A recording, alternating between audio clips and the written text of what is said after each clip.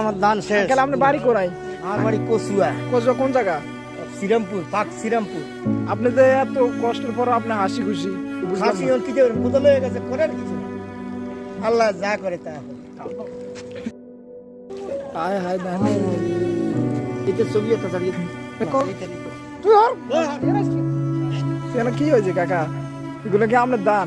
আমার কি হয়েছে কাকা? এত কষ্ট করে দান নষ্ট করে শেষ হয়ে গেলাম তো।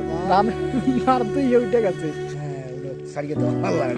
আল্লাহ যা করে তা হয়। দেখেন ওনার